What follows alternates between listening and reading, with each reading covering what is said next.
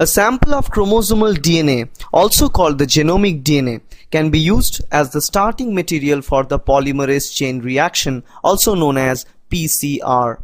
With PCR, an investigator can amplify a single copy of a DNA segment into billions of identical copies. The DNA segment of interest or target DNA is indicated as red. In addition to the target DNA, a PCR reaction contains several other ingredients. These include free nucleotides, DNA primers, and the enzyme Taq polymerase. The primers are typically about 20 nucleotides long and are complementary in the sequence to the ends of the target DNA. Taq DNA polymerase is delivered from hot springs bacteria and can tolerate intense heat for the PCR reaction. A PCR reaction lasts several hours and typically consists of 20 to 30 repeating cycles. A cycle begins by heating the reaction mixture to 95 degrees Celsius. The heat denatures the DNA strands, breaking the hydrogen bonds that hold the strands together. After denaturing the DNA, the temperature is reduced to around 60 degrees so that the primers can form hydrogen bonds or anneal with their complementary sequence in the target DNA. Note that the primers and the target DNA follow base pairing rules. An adenine pairs with the thymine and a cytosine pairs with the guanine. In the next phase, the temperature is raised to 72 degrees Celsius. A Taq polymerase functions optimally at the temperature and begins to polymerize, adding nucleotides to the 3' ends of each primers attached to the DNA strand. After one complete cycle, there are two double-stranded copies of the target DNA formed.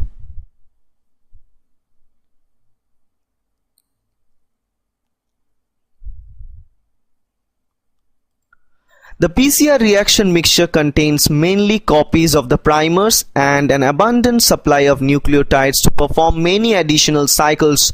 After a second cycle, there are 4 copies of the target DNA produced.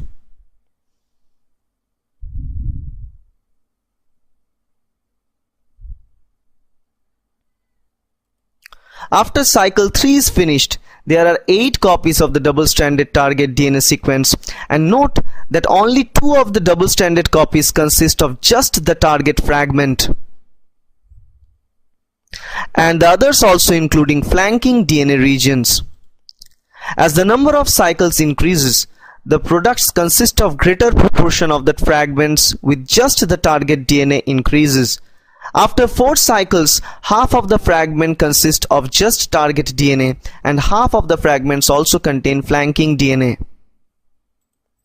With each additional cycle, the number of copies of our target sequence doubles. At the end of 25 cycle, there are more than 33 million copies of this double-stranded target region found.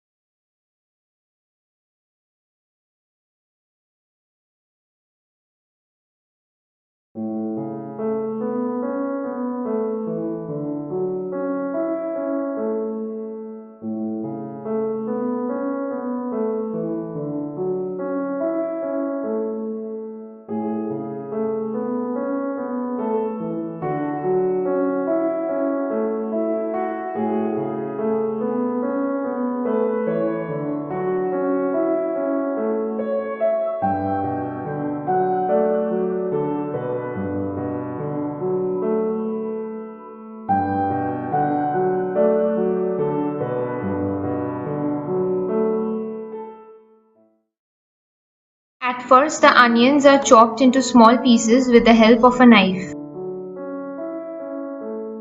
20 ml of water is then measured out in a measuring cylinder and poured into a beaker.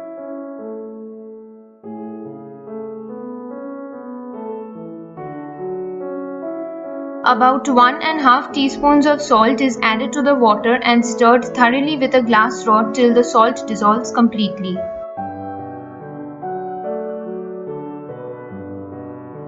2 teaspoons of dishwashing liquid is added to the salt solution and mixed thoroughly.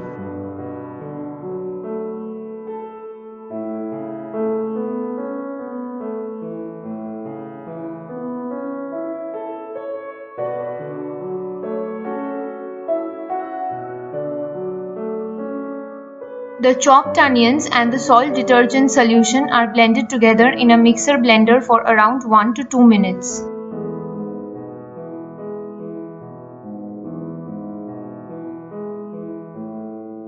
The blended mixture is then poured out into another beaker.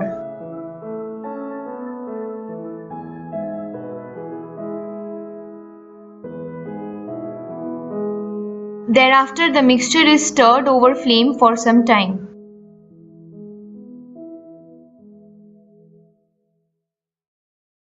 With the help of a tea strainer, the heated mixture is strained into a fresh beaker. Ethanol is taken in a petri dish.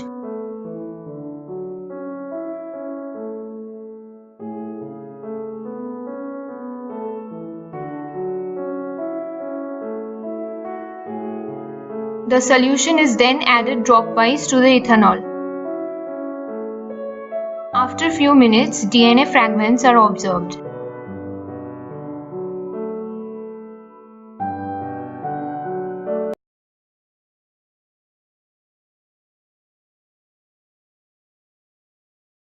You will need a horizontal electrophoresis apparatus, a DC power source, a micropipette or transfer pipette, agarose powder, electrophoresis buffer, and samples for the experiment. Let's get started. Step 1. Dilute your concentrated buffer with distilled or deionized water.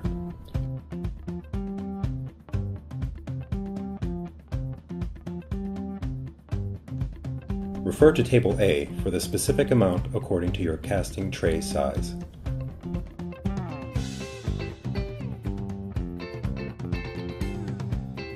Step 2. Mix the agarose powder with your diluted buffer solution in a 250 ml flask. Step 3. Dissolve the agarose powder by boiling the solution.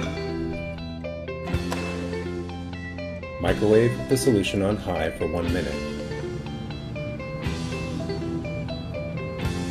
Carefully remove the flask from the microwave and mix by swirling.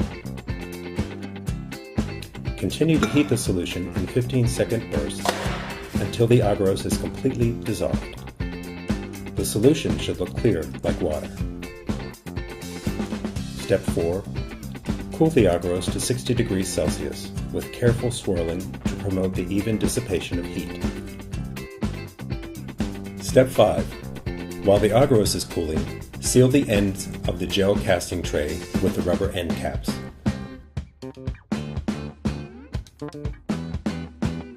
Place the well template in the appropriate notch. Step 6. Pour the cooled agarose solution into the prepared gel casting tray.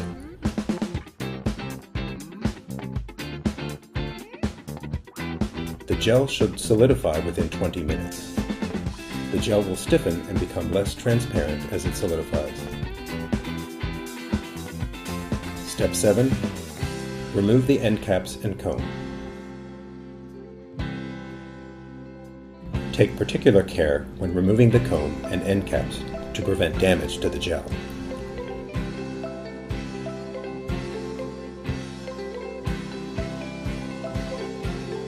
And now you have your gel prepared and ready for electrophoresis. Now continue to performing electrophoresis. Agarose gel tray before starting this experiment. Step 1. Place the gel tray into the electrophoresis chamber. Completely submerge the gel with diluted electrophoresis buffer. Refer to Table B for recommended volumes.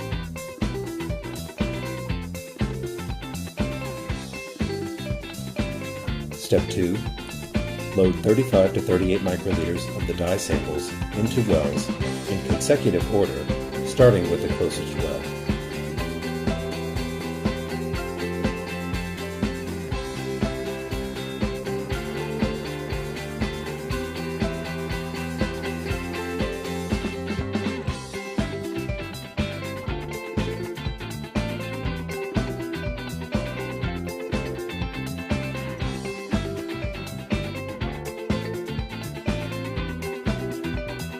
Step 3. Place the safety cover and check that the gel is properly oriented. Remember, the dye samples will migrate toward the positive electrode. Step 4. Connect leads to the power source and perform electrophoresis. Refer to Table C for time and voltage guidelines. Here's a time lapse of our experiment samples migrating.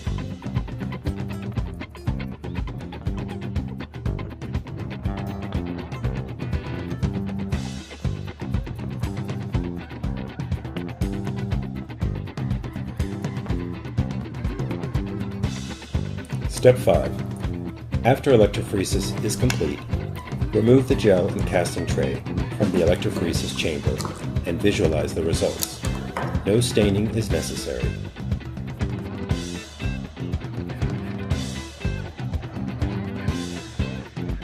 And here you see the results.